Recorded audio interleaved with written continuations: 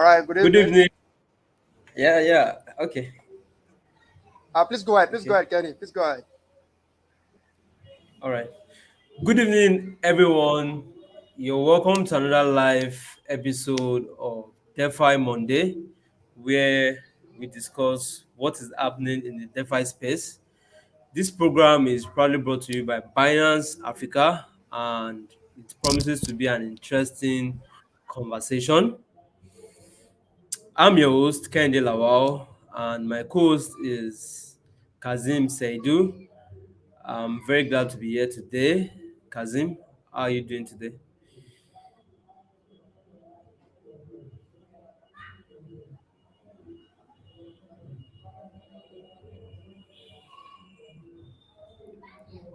Oh, all right, All right. awesome. I'm sorry. I'm sorry. Kazim, I could I barely hear was you. muted there. Yeah, I was muted there. So, So I think to you begin said with, I've been great. I've been great, and the day has been cool. The weather has been great. So it's been an awesome day. It's not answered. So it's nice to be here once again. Thank you. oh, okay, nice. To begin with, I would run a short disclaimer. Nothing that we're going to be sharing should be considered financial advice. It's only for informational and educational purposes only. You still need to do your own due diligence before making any investment decisions. Okay. So before I go ahead and share what I have today, I just want to make a simple request. I want you to tell us your name and where you are joining us from. And I also want you to share this live stream link, the YouTube live stream link, with as many of your friends as possible so that we can educate Nigerians and Africans out there about DeFi. Okay. So I'm sure you are doing that already. I'm sure you are doing that. And I want to shout out to some of the people that we have here. We have Lawa Musa. All right. We have Samuel Chuku. We have Samuel Lagwe. These are known faces, and I really appreciate the time that you put in to watch each of our live streams. Okay. So, having said that, today I'm going to be looking at loans, flash loans, and if you have been in the cryptocurrency space for at least 6 months, you'll have heard about the term flash loans. Okay, and it's not something that is so complicated, and I'm going to be trying my best to break it down to the average man in this session. Okay, so first let's start with the word loan. What do you understand by loan? Okay, so when you borrow a loan, it simply means you are borrowing an amount, you are borrowing the money from a lender, right? And you that are borrowing that money, you are a borrower, right? And you're getting that money from a lender. And there are two types of loan. We have unsecured loan and secured loans. Okay, so let's look at unsecured loans. If you borrow an unsecured loan, that means you're not putting down any collateral, right? You're not securing that amount of money that you're borrowing with any collateral. And this can be in two cases. So let's say you can get it from a friend of yours, if your friend is kind enough to borrow you. And a good example is, let's say you want to buy a new gadget. Maybe your gadget got stolen and you want to buy a new gadget, and you reach out to one of your friend and you told him or her that I need a new gadget. I would like you to borrow me a specific sum of money, and as soon as I'm getting my next salary, I'm going to pay you.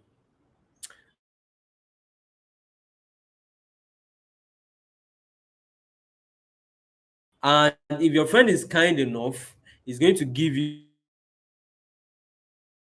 that sum of money. And if your friend is kind enough, he's going to give you that sum of money, right? And that's an unsecured loan. Another good example of unsecured loan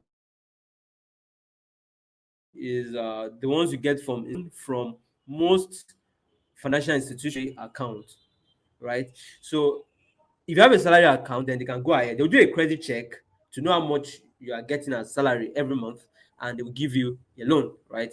Even if you have collateral, most financial institutions in Nigeria right now won't give you a loan, right?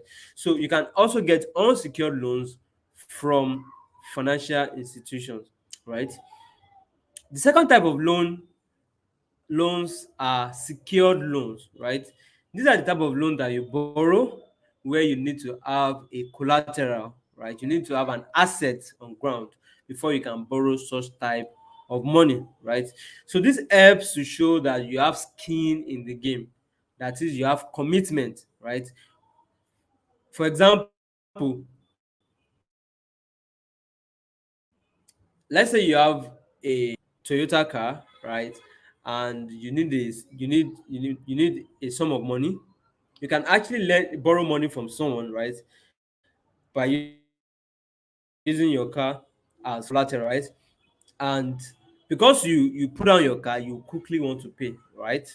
So that's the second type of loan, secured loans, right? So another thing about secured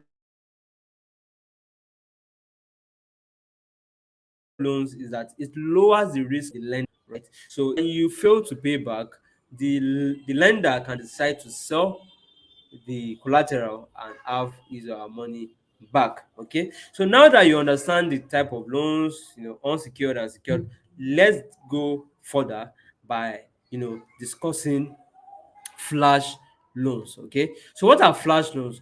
Flash loans are unsecured loans with the condition that you must repay the lender in the same transaction that issued the fund.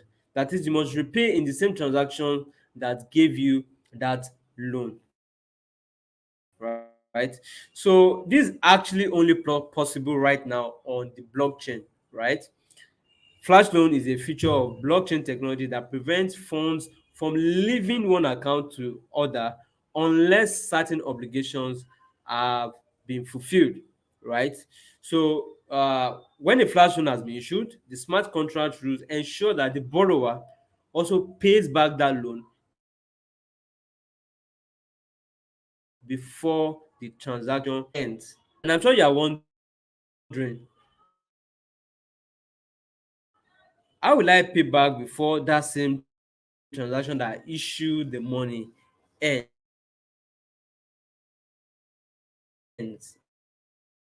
It's simple.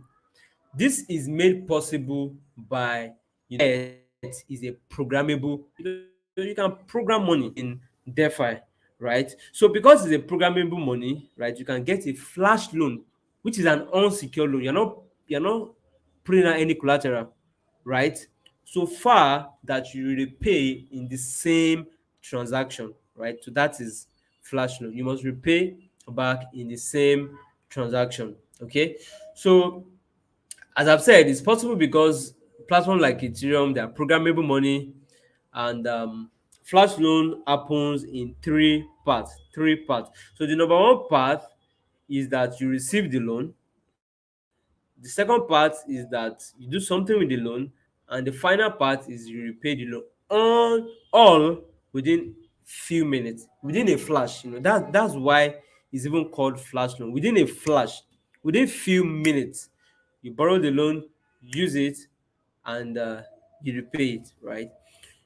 So, and I'm sure you are wondering, why should you get a flash loan? I'm coming to that. I will explain that shortly. But before I do that, I need you to understand that the lender is not requesting for collateral in a flash loan. Why? Because due to the blockchain, due to the smart contract, you can't take out the money from that same transaction unless you repay back that loan.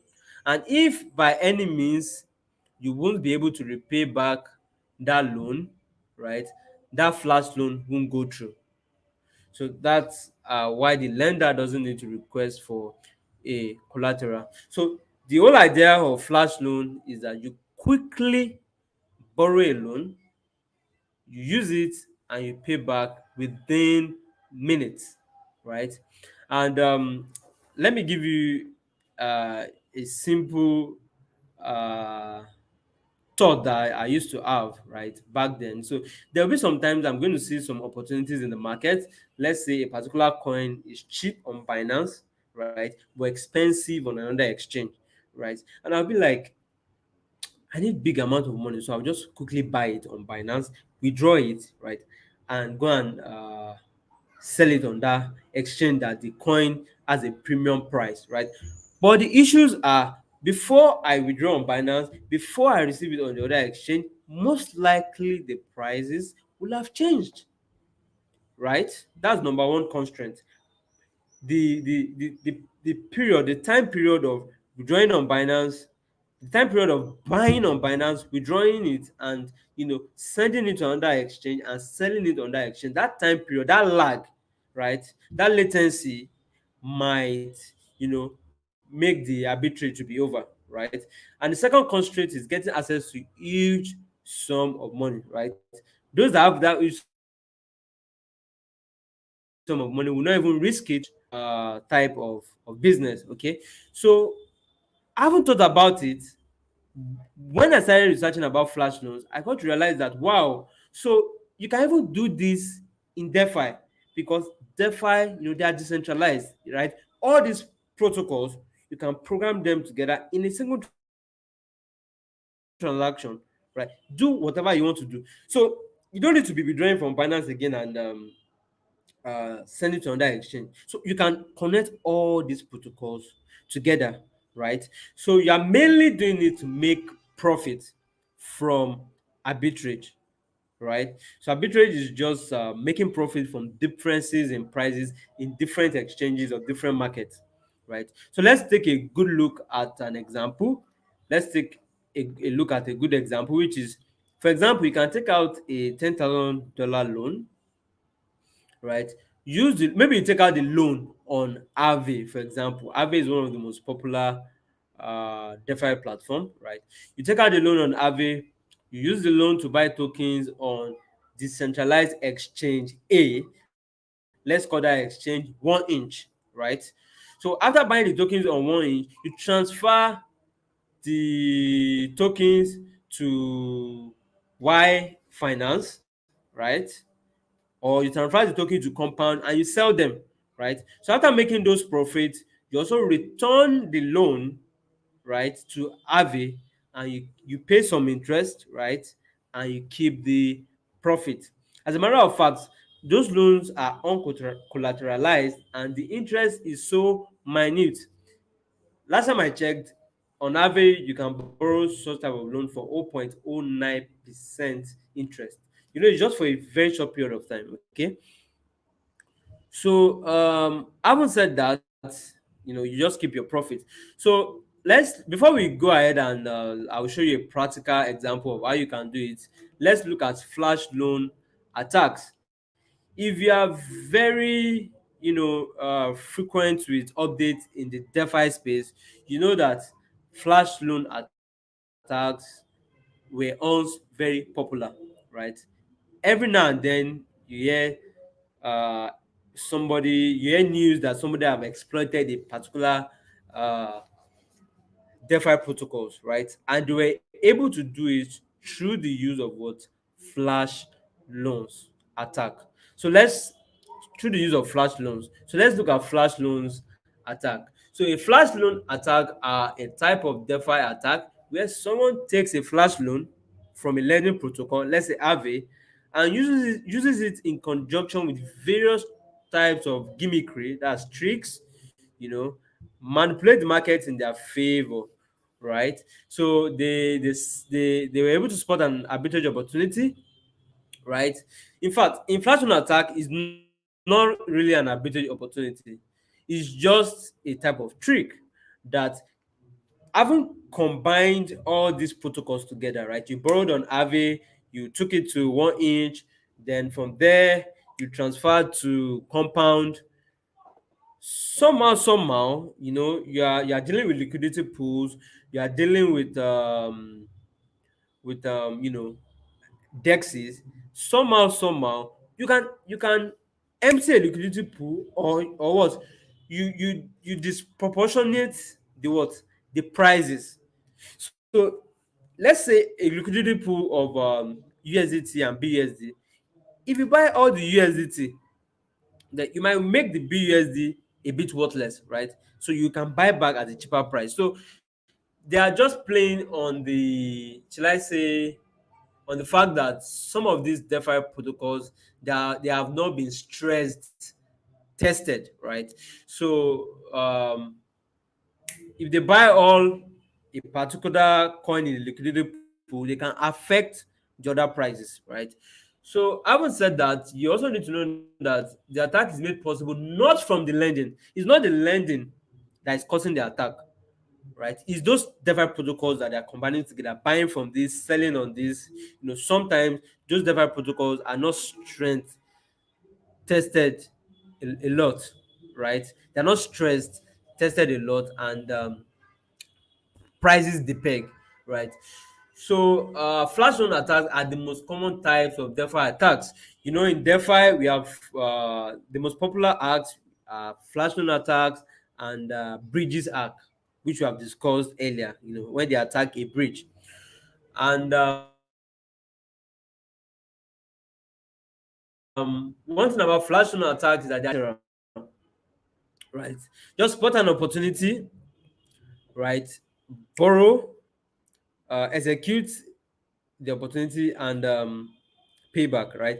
And they're also the easiest to get away with, right? So all these flash loan attackers, they get away by also using by using a platform like Tornado Cash, right? So they cash out their profit.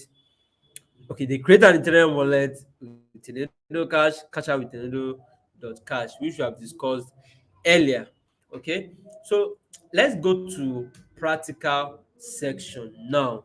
Okay, so this practical section that I've put up is for people that are not programmers, that are not too tech savvy, right?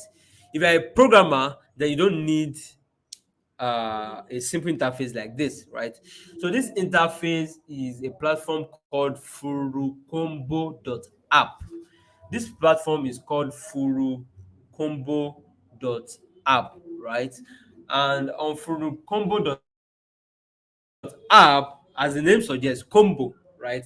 So you can, lend money from Aave, interact with all these DeFi protocols, right, in a single transaction, right? So just go to furucombo.app on your PC, connect your Ethereum wallet using MetaMask, as I've done here, and you click on this plus button, right, to start combining your your you know your DeFi protocols, right? So this is a good example, right?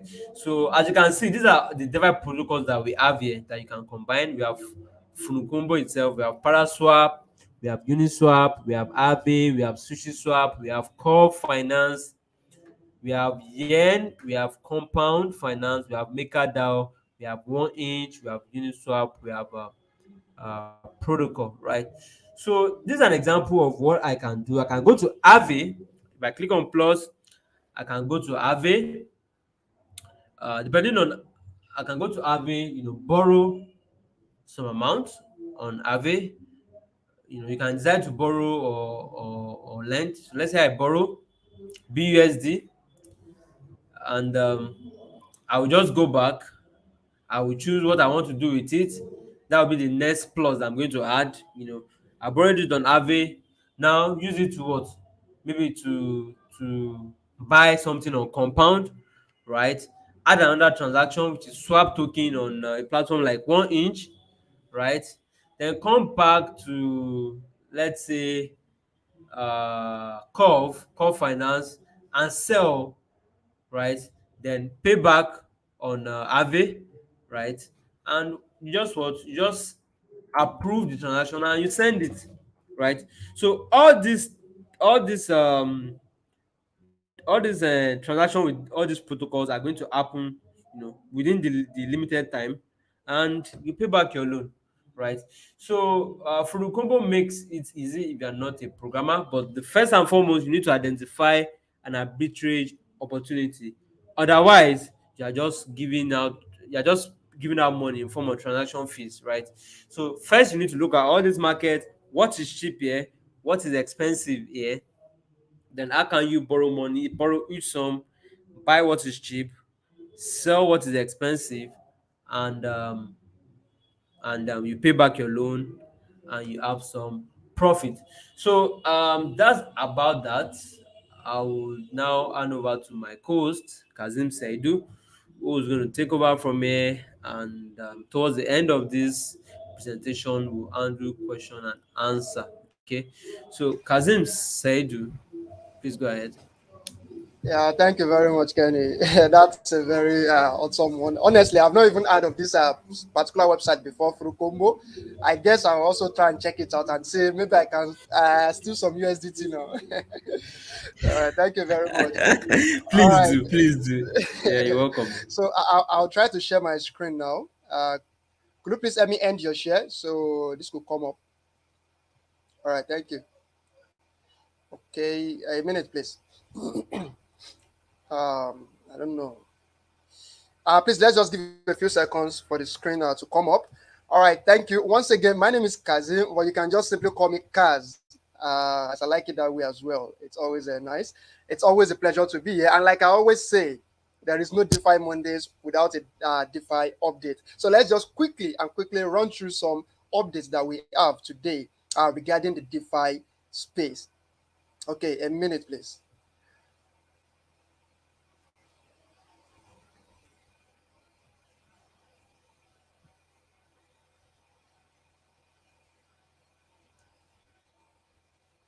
All right, so the first update I want to take us through is through Coinmarketcap. So, just like I always encourage, if you're in this DeFi space, you're in the crypto space generally, you need to visit these aggregators almost every day to see what's going on, to follow your favorite project, to see what they are up to. Now we're talking about DeFi. There is a category on Coinmarketcap, which is the DeFi category. Here you can see the list of all DeFi tokens, their standings according to the trading volume in the last 24 hours, the market cap. As we can see from the list, currently, Avalanche is still leading the trading volume with about 668 million US dollar in the last 24 hours. DAI is following it closely with 593 million US dollar in trading volume in the last 24 hours. Chainlink is as well is on number 4, but on number 24 in the global crypto ranking.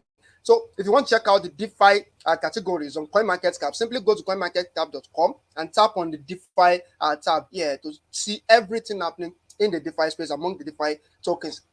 According to CoinMarketCap, the total trading volume in the last 24 hours in the DeFi category is around 4.9 billion US dollars and a total market cap of about 46.86 billion US dollars. So the figures might be a little bit different if you check out CoinGecko as well, but the data you need, everything is there for you to check and be able to decide on what you want to do as well. Okay, having talked about that, for those who trade on Binance, you trade on Binance, the best way for you to also see the DeFi tokens that are available for you to trade on Binance. If you don't want to trade on the decentralized exchanges, you can as well trade any DeFi token that is listed on Binance easily. Just visit binance.com, go to the markets. Up here, you can tap on markets. Then in the list of all the cryptocurrency markets, you can just type on DeFi and it will populate the list of all the DeFi tokens available for you to trade on Binance, which you can just easily tap on trade. Then it takes you to the trading area. Then you can easily buy or sell any of your favorite DeFi tokens. And that's that. And before I move on to the topic of the day, which is smart contract, I would still love to just give us a few updates as regard to news coming out from the DeFi space. There is this news I just want to give us. Some hackers, a particular hacker tried to exploit breach protocol, but failed miserably. And it happens that this hacker tried to hack a breach protocol, but it definitely failed and was not successful as regards to what it was trying to achieve. Synthetics looks to turn off the SNX money printer once and for all. So if you're on Synthetics, you want to look out for what is happening in the project and in the community as a whole. And there is a proposal that if it were to take effect, Synthetics would much more closely resemble a traditional business by simply generating fee revenue and distributing the proceeds to SNX holders. So if you are holding SNX or you're trying, you want to buy, you want to read well, check out the proposal. If the proposal were to be in effect, so that is what they're trying to tell us here. If it comes into effect, then Synthetics is going to turn off the SNS manipulator once and for all. So it's just going to be like a traditional business where you just hold the token, then get some kind of reward for holding it. So it's not going to be operating more like a DeFi again. So you want to look out for that as well. And the third one, which is not too good, which is about the Tornado Cash developer that was arrested. There is a ruling by a judge in the Netherlands who has ruled that the Tornado Cash developer should be kept in jail for 90 days. And this has received a lot of backlash, a lot of reactions from the crypto community. So it's something that is not really a happy one for the crypto community as a whole, because some of the opinion that this guy is just trying to help the crypto community by developing a software, while there are also some other allegations from the authorities about his person in general. So we should just wait and see what's going to happen there. But that's the update from that side again. The next one is about Ethereum. The on-chain Ethereum fees remain low, and this is ahead of the merge that is coming up in September. We know that the four of the layer 2 networks offer transfers below a nickel. So the transfer, the fees on Ethereum now currently it's kind of low. But just like I think some days ago, there's a comment that Ethereum is migrating to proof of stake. It doesn't mean the transaction fees are going to be very, very low. So you still want to monitor the situation, know the updates. Also visit Binance announcement to see what Binance is going to do during the merge from the proof of work to proof of stake on the Ethereum network. So please follow the update so you don't get left behind. And I have this update coming from Argentina, an Argentinian province by the name Mendoza. They have started accepting tax payments in crypto. So that's a province in Argentina now accepting tax payments from individuals, from the citizens in crypto. So that's a very big one for me, and I think I would so much love it if that happens in Nigeria or any part of Africa, as the case may be. Then let's just say they announce that we cannot pay our tax, we can pay for any government payment in cryptos. Then that will be so massive, and it will help adoption a lot. That's coming from Argentina. And we have this one coming from Russia. So the Russian authorities, especially the central bank, they are very, very worried because now Russian crypto scammers now go offline. They are now open offices to lure more people into their scam. Now they don't even work more online anymore. They've now like resorted to open physical offices in order to just lure more people in and scam them. So the central bank in Russia is so worried about this trend that is currently ongoing in Russia. So that's a very, very bad one. And we just hope that some kind of policies and the authorities will also rise up to the occasion to curb this trend and prevent it from going. And the last update I have for you today is from the United Nations. So a United Nations human rights chief is concerned about the extradition of Julian Assange. And still, even with all the case against Assange, WikiLeaks still continues to raise large sums of crypto in donation. So WikiLeaks is still very operational and still getting support from the crypto community, because many people believe we should have freedom of information and freedom of journalism, and is what they are supporting. And that's about the update. Now it's time to just go into the topic proper. So today I'll be taking you through smart contracts and smart contract audits. All right. So the first thing we want to do is just tell us about what smart contract is and how smart contract audits work. What do you really stand to gain from smart contract? Like what are the output, the report that you're expecting from a smart contract audit? I know a lot of people are actually very familiar with the word smart contract, but many don't really know how it works. What does it really mean? How is it being developed? How is it being deployed? So smart contract, in simple terms, is just a digital agreement between parties. So it could be 2, 3, or 4, depending. So it's just a digital agreement, and it's simply an application or program that runs on a blockchain and can't be altered. So it can be altered immediately. As soon as it is deployed, it cannot be altered. However, there are certain things I will still explain as we move ahead concerning the alteration. Either it can be altered or not, but the general view is that it can never be altered. While any transaction happening only becomes closed when the set rules of the smart contracts are met. So conditions must be met, agreement must be reached before a transaction is closed and would be considered to have happened. So, and this happens automatically without the help of anyone.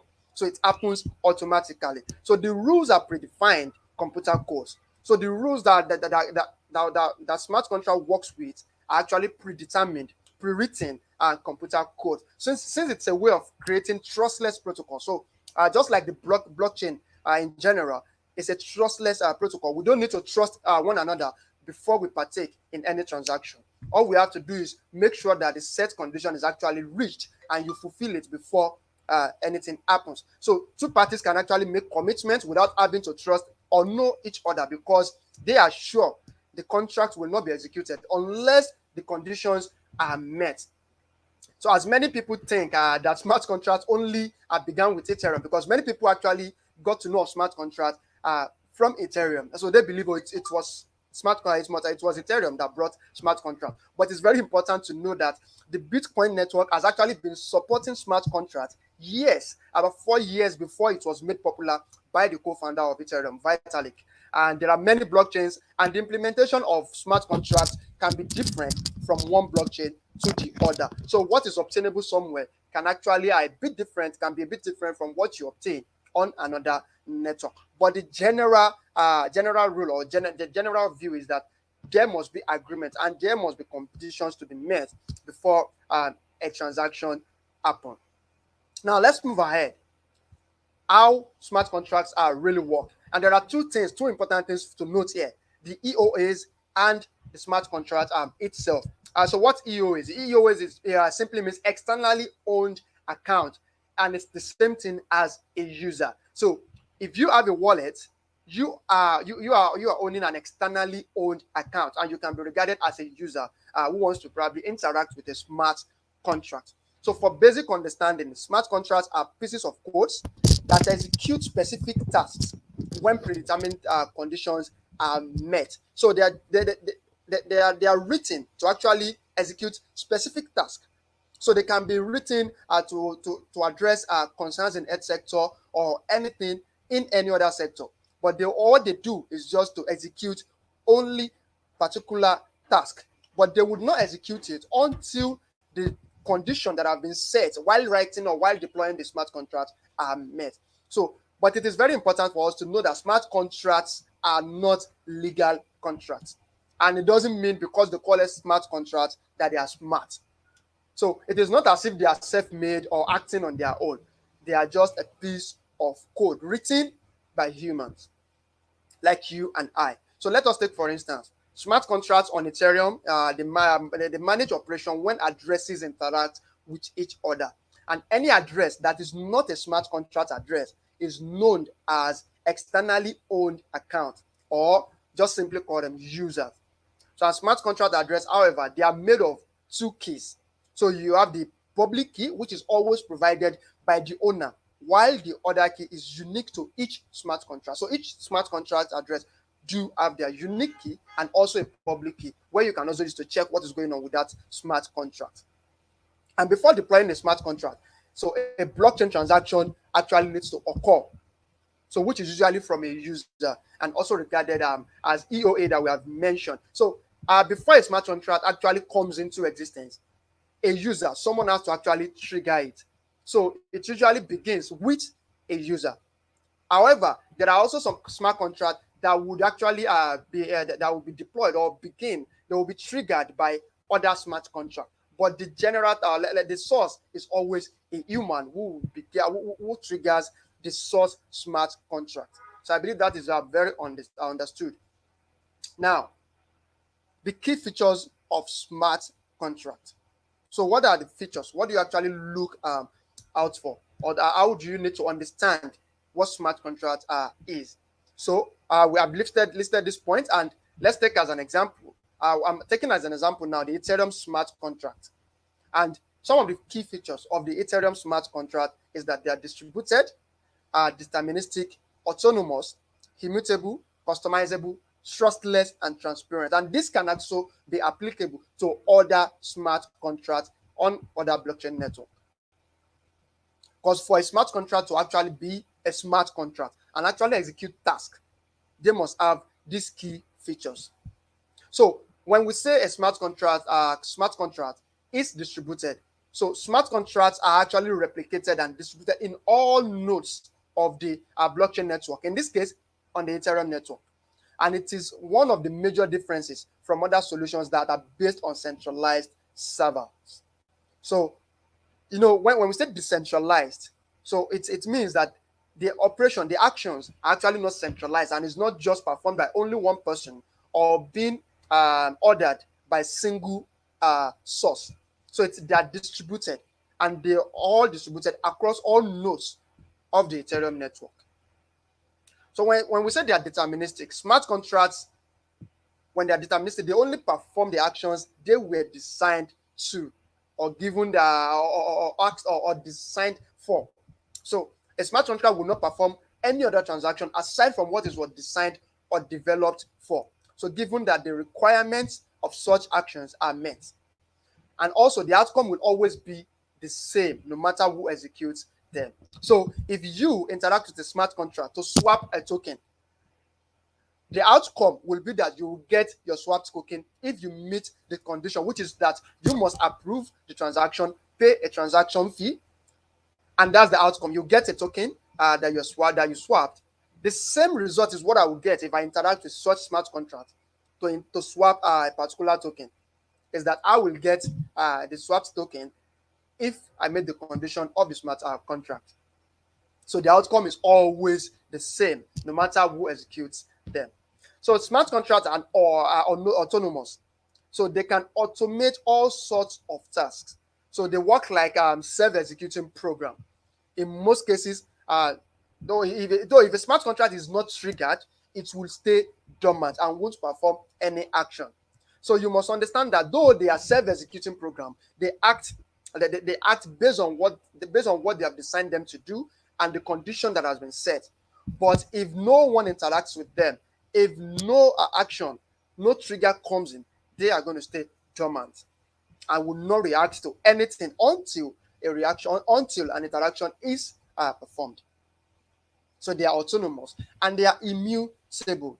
So this can be said about the blockchain network as well. So smart contracts can't be changed after deployed. Just like you cannot change a transaction when it already occurs on the blockchain and the record is already on the blockchain. You cannot erase it. You cannot reverse it.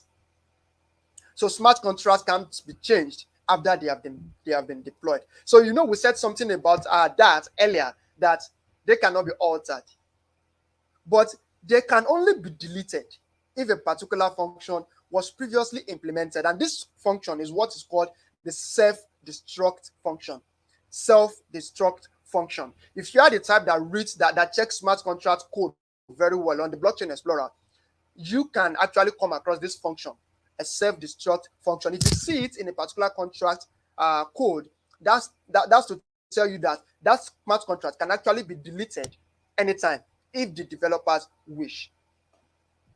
So when they include the self-destruct function in the code, they are able to delete the smart contract in the future and replace it with a new one. So that should give you some kind of sign or signal as to what can happen to a particular smart contract of any project or token that you are willing or you are thinking of interacting with. So before you invest, you want to check and check and check very well.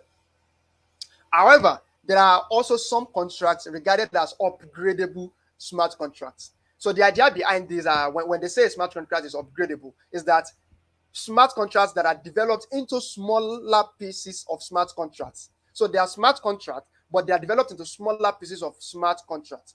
So while they do that now, they include the self-destruct function in some of the smaller contracts that they have developed, while the remaining smart contracts or the other smart contract code are immutable and they don't include any self-destruct function in them.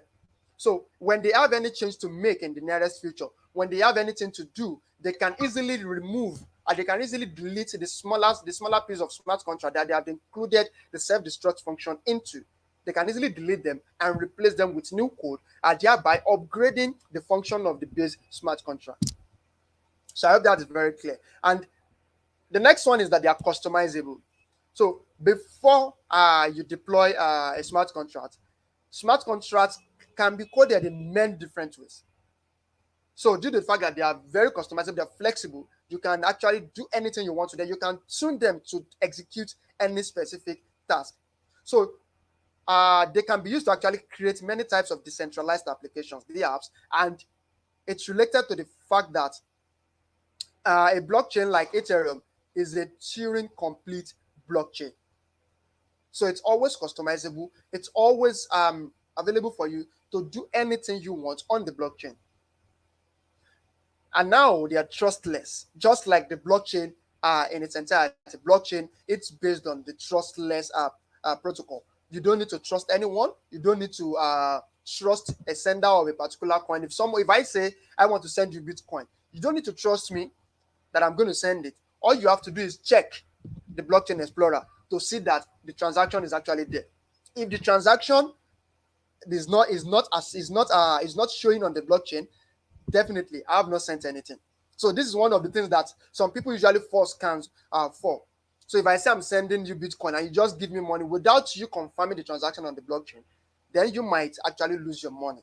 You don't need to trust me. You only need to trust the blockchain explorer to see the transaction being confirmed. So you must make sure a transaction is confirmed on the blockchain, fully confirmed, before you actually maybe exchange value for such coin. So, and the last key feature is that they are transparent. So since smart contracts are actually based on a public blockchain, so their source code is not only immutable but also visible to everyone. Any smart contract code for any project is always available for you to check on their blockchain explorer. You can read through the code, see whatever they have in the code, whatever they have written inside the code. If you are tech savvy, you're a programmer, you can read through the functions in a smart contract code to see what is happening behind under the hood, what the developers are doing. If they have hidden something bad in the smart contract, you're able to fish it out while checking. Okay, so now there is no when we talk about smart contracts, they are the bad side and the good side. We have to also talk about the advantages and their limitations. So some of the advantages that they are highly customizable, like I've mentioned earlier.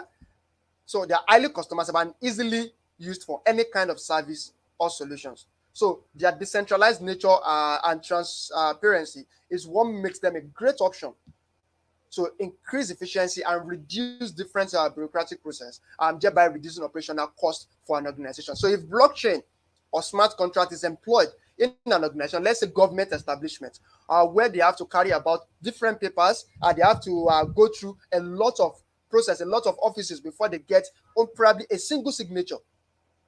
So if they employ smart contract, the blockchain technology, it will reduce a lot of this bureaucratic process because different conditions will have been programmed such that when someone is coming to such establishment, they only need to meet those predetermined conditions in the smart contract before their action is accepted. So if smart contract is employed in different organizations, so it helps them to reduce their operational cost and increase their efficiency. Also, smart contracts are used alongside different blockchain solutions in areas such as healthcare, charities, supply chain governance, Defi, and we know that over the years they have seen significant growth in the past year. So it's a smart contract is everywhere. So everyone, either you know or not, either you're actually aware or not, you've actually probably interacted with smart contracts one way or the other, even through Binance. So we know that smart contracts are made of computer code, which are written by humans. So that means that we have some risks, as the code can be actually vulnerable and could be subjected to bugs. So whatever a human does can actually be vulnerable. So it means that when a smart contract is being developed, it must be written and deployed by experienced programmers, and especially when involving sensitive information or large amounts of money. So you have to take high caution and make sure that only the experts, people that know what they are doing, and actually experts in this field, are the ones writing and deploying the smart contract. So aside from this fact that it could be subjected to bugs or vulnerabilities because it's been written by human. Some people also argue that centralized systems can provide most of the solutions and functionalities offered by smart contracts. And the main difference is that smart contracts are running on a distributed peer-to-peer network rather than a centralized server. And because they are based on a blockchain system, they tend to be either immutable or very hard to change. So some people see that as a downside, as a negative thing about smart contract. So the fact that they are not centralized, and the fact that some centralized exchange, some centralized servers can actually give us what smart contract does. So they believe it's nothing special, or they believe because it is immutable and very hard to change, it's not going to be acceptable for organizations and many authorities that we have around the world. However, that smart contracts are immutable can actually be great in some situations, but very bad in others. Let's take, for instance, in the year 2016, a decentralized autonomous organization, DAO, which is popularly called the DAO, got hacked. And during in the hacking process, millions of ETH were stolen due to the flaws in their smart contract code. Now we know that smart contracts are immutable; they can't be changed. Very hard to change. Mainly they are deployed, you cannot change anything about them anymore. So since their smart contract, since the DAO smart contract was immutable, so developers were unable to fix the code, unable to do anything, and this issue actually led to a hard fork, which actually gave birth to the second Ethereum chain, which we call which we call today as Ethereum Classic. So during the hack, after the hack process, the Ethereum chain, simply put, one of the chain reverted the hack and returned the funds to the rightful owners, while the parts of the other chain decided that they are not going to interfere with the hack, and they are saying whatever happens on the blockchain should never be changed. So that's their ideology, and they remain as Ethereum Classic till today. So it is very important for us to note that the problem did not come from the Ethereum blockchain as at that time, but was caused by faulty smart contract implementation, which brings us to the question of vulnerabilities and bugs that could happen when humans write smart contract codes. So another limitation of smart contracts is that they are related to their or is related to their uncertain legal status. So it's not a legal contract at all, and not only because it's in a gray area in most countries, but also because smart contracts do not suit current legal framework. So we know that even the authorities that are still running around are still trying all their best to develop a robust framework for the crypto industry as a whole. So smart contracts in itself is still very, very difficult to actually manage or put in the current legal framework as we have it today. For example, in the traditional system, many contracts require both parties to be properly identified. So if you are entering into a contract, you have to be identified by the authorities, and you have to also be over a specific age, could be 18-year-olds, and the pseudonymity provided by blockchain technology now, because blockchain technology could decide to be anonymous, and we don't have anything identifying us on the blockchain, just other than the public address that we have on the blockchain. So I could have several wallets, and no one knows who I am on the blockchain. So these characteristics of the blockchain are combined with lack of intermediaries may threaten the requirements of the traditional finance system, which requires that people, parties that are entering into any contract agreement are properly identified. So the legal enforceability of smart contract is a real challenge, and especially when it comes to borderless distributed networks. So these are some of the limitations and some of the good side of the smart contract. Now, to just move on to the smart contract audit. We all hear about audit. Then, so when you're talking about DeFi project, they ask you, are they audited? So you want to invest in any project, you want to know, are they audited? So, but what is audit? What does audit do? Audit simply examines and comments on a project's code. That is the simple thing that the audit companies or audit service do. They examine a smart contract code and comment on their findings. So, however, before this is done, there are simple steps to audit a smart contract. And most smart contracts are usually written in Solidity programming. So Solidity programming language is the most used smart contract writer programming language that's being used to write smart contract and deploy on the Ethereum network or the BNB chain and any other EVM compatible chain. So for you to audit a project, if you have a project that you have developed and you want to audit it, the first step you want to take is that you provide your smart contract code to the audit team for initial analysis. What the audit team now, what they do, which is the second step, is that they present their findings to you as the project or to the project team for them to act upon. So if they have seen some vulnerabilities, some loopholes in the smart contract, they present this report to the project team for them to act upon. And after this, the project team then makes the changes based on the issues found. Then the last step will be that the audit team, they would release their final report, considering that any new changes or outstanding errors. So they will release their report. It's either all the issues that they found in the initial step has been resolved, or there are still some outstanding errors still available in the contract, but they will release their report nevertheless. And even the project team is also expected to also release the report of any audit to their community in order to actually at least encourage transparency. So auditing is an essential part that must be considered when you're dealing with decentralized finance. You must not joke with it. Okay, let's see what an audit report or audit looks out for. So when they say they are auditing, what are they really auditing? What are they looking at doing? So audit is really an important aspect considering the fact that blockchain transactions are irreversible. So little coding errors can lead to huge loss, like in the case of the DAO hack, which led to millions of ETH stolen. One of the first things that audit looks at is the gas efficiency. So smart contract audit don't just focus only on the blockchain security. They also look at efficiency and optimization of the smart contract. So normally, smart contracts make a complicated series of transactions to complete their intended function. So when smart contracts are developed, for them to complete a particular task, they could go through different transaction process. That is why sometimes when you're interacting with some smart contract, you probably are approving transaction more than once. For instance, you want to swap a token. You want to swap from maybe BUSD to maybe BNB on the BNB chain. If you have not swapped before, the first thing you would do is to approve the transaction or in order to move for you to exchange the token. So that's one transaction.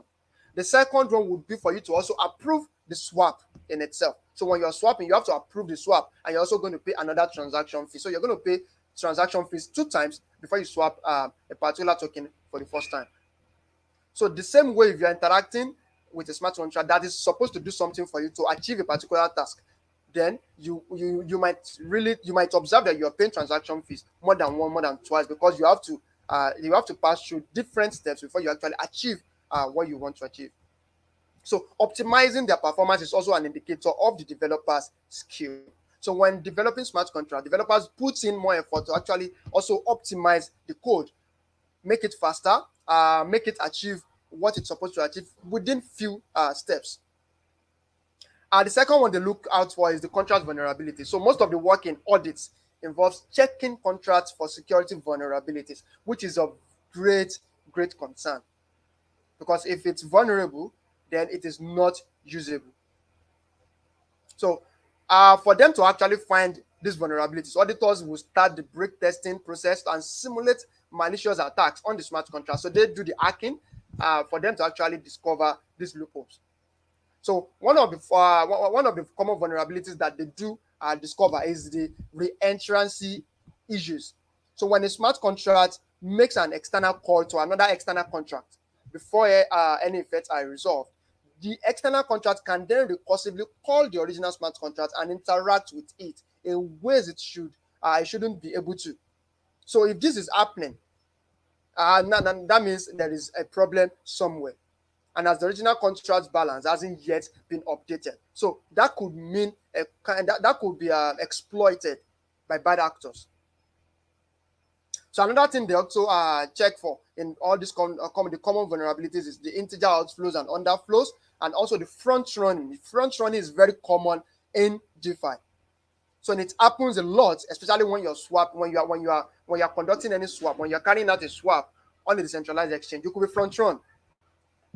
So you could imagine that you want to exchange 10 BUSD or let's say 1 ETH, and before you swap, maybe you saw the summary that you are supposed to get 10,000 of a token for 1 ETH. And before you know it, while doing the swap and before you complete, you just realize that you got only 2,000. So that might mean that you have been front run. So I will need you to also do more reading on what front run is and how it could affect you if you're using DeFi. So most of these audits, they look at the network hosting the contracts and even the API used to interact with the D app.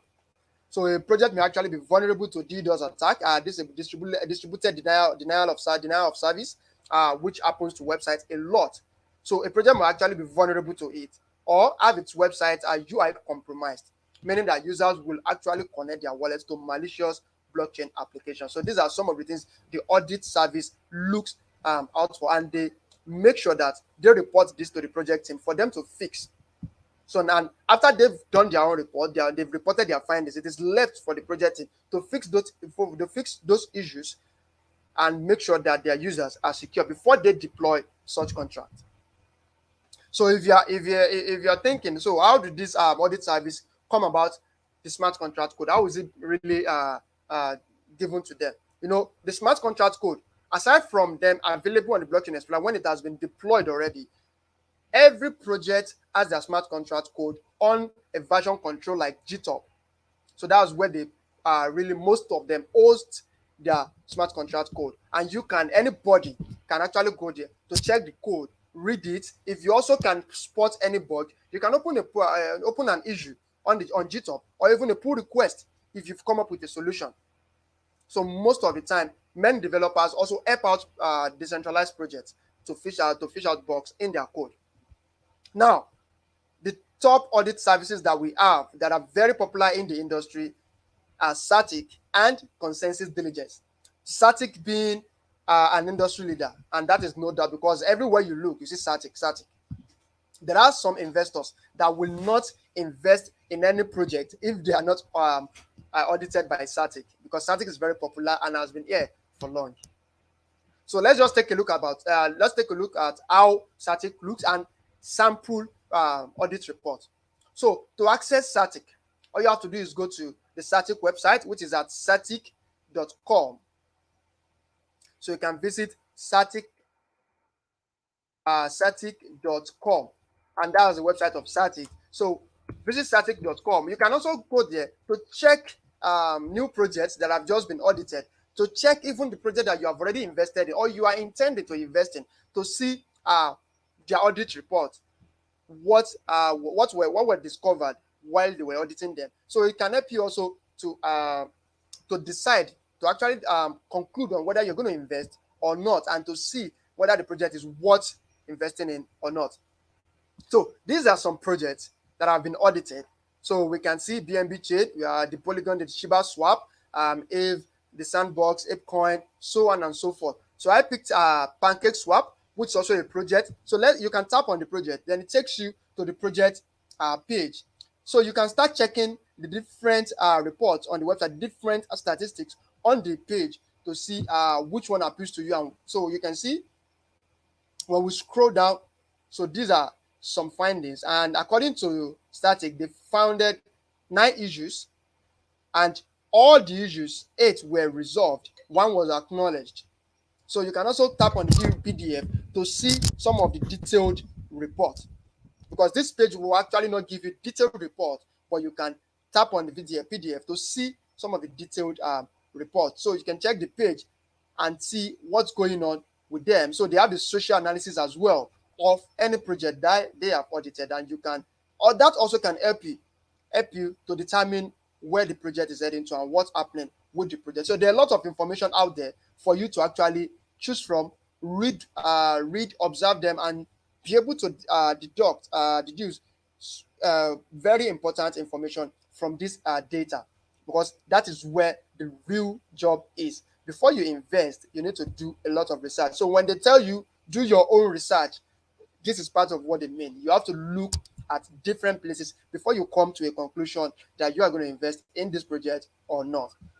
Okay, so and that is all for today on what I want to share with you on smart contract and audit. So, as I said earlier, if you want to trade any DeFi tokens, visit Binance.com. As you know, Binance is, I think, the largest exchange with trading volume when you want to trade any crypto. So, it's always important for you to visit Binance.com. And if you don't have an account, I think we have a link there for you to create an account, or just go to Binance.com and tap on register to create an account. Then if you are a DeFi fan, just tap on the DeFi category in the market section. Then you get a lot of DeFi tokens for you to choose from and buy. When you buy them here, you can actually withdraw them to your external wallet for you to use them for anything you want to use. Or probably you want to use them for staking, you want to use them to participate in governance, and so on and so forth. You can also still use them to make some profit. Even on Binance, we have a lot of DeFi staking that you can partake in. So now let's look through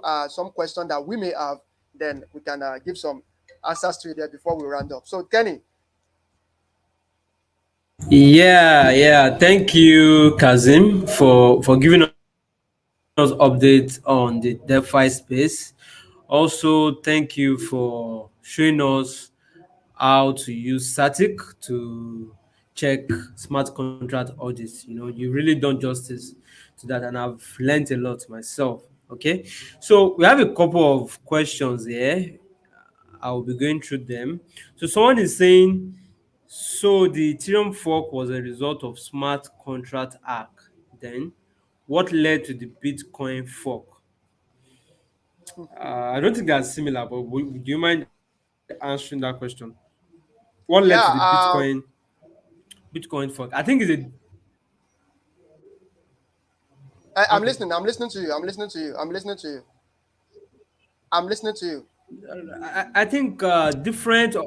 Yeah, I think different occurrence actually led to the Bitcoin fork. Right, Bitcoin fork was a war in the size of the block, size of the of Yeah, the it's block of the yeah, of the Bitcoin block. Right. Yeah. yeah. So It happens. It happens. some wanted to limit. Yeah, I'm with you. Please go ahead, Kazim. Please go ahead. Okay, so it happens that Yeah, Bitcoin please go hard ahead. fork now happens when, just like you were saying, when miners or developers of the Bitcoin network vote for a significant change to the blockchain protocol. So which typically results in a new form of cryptocurrency. In this case, we have the Bitcoin Cash, which happened in the past. So it's basically happens when there is some kind of vote, or I don't know how to put it, maybe argument or division in when they have a divided opinion on how it should go. So there is a vote that would happen on what changes should happen to the blockchain protocol. Then, if the vote passes, then it could result in a fork, in a fork, which causes that can also lead to a new currency being created. And in the case of Bitcoin, we had Bitcoin Cash happen in the past.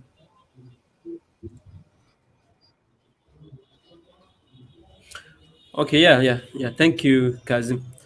Another question we have here is, I don't think smart contracts are limited to Ethereum alone. I Sure, guess sure. Tron and other network can be used too. Yes. So smart Yeah, contracts is just a self-executing contract, and you can run it on various blockchain network out there. We have Ethereum, we have Solana, we have Cardano, Avalanche. So those are the popular platforms that you can run your smart contracts. Tron as well. Okay. exactly. Even Cardano, So yeah. another question we have here is, yeah, another question we have here is, what are the ways to prevent smart contract from outside attack or hacks? Well, Will you do justice just to that? like just like we said in the while I was speaking, the first step is to make sure that only experts, people that are very experienced in developing smart contracts, are allowed to write and deploy smart contracts. So if you have taken care of that step and make sure that it is not there are no vulnerabilities or bugs in the smart contract, then you've done probably 80% of the job.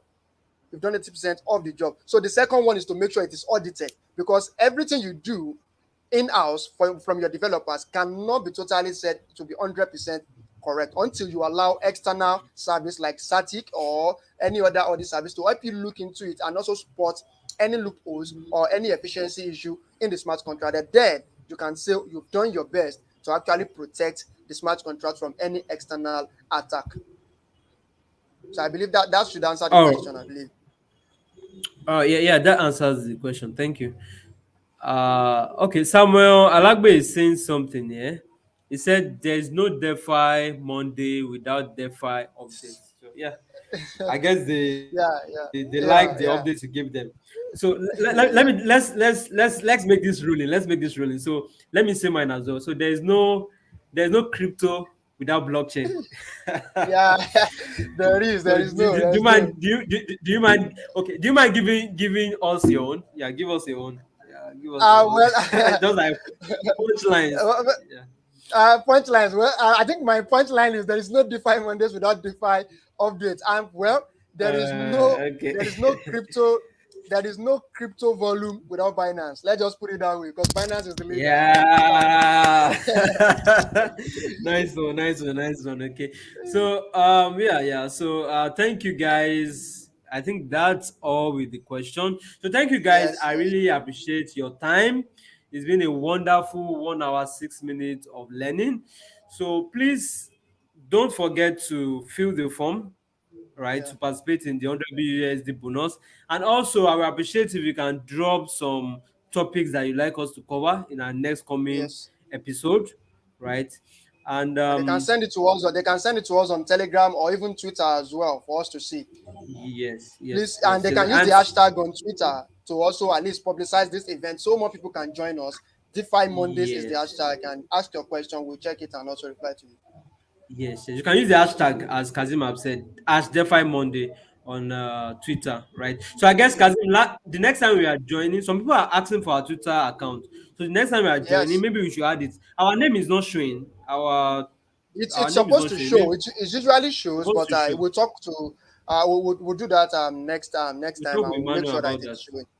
Yes, yes. So, but for anyone trying to join, my own Twitter handle is just at Seidu underscore Seidu K underscore official. Seidu is Seidu K then Okay. underscore official. Kenny Okay. Yeah, my own Twitter handle is at lauk underscore. So I'm going to drop it in the comments. I'm going to in the drop it comment in the section. comments. So guys, that will be all. That will be all. That Kazim, will be all for today, sir. Well, that's it. it's Okay. just So guys, see you next it's week. always a pleasure. It's always a pleasure to be with you. Every please join us next week and make sure you share this link with your communities, with your friends, and don't forget to fill the giveaway form as well. So do have a great week. We've started a great week today, Monday. So we hope you have a very beautiful week and productive week ahead. Thank you very much. My name is Kazim. See you next week. Bye bye. Yeah. Bye. Signing out. Signing out. Thank you.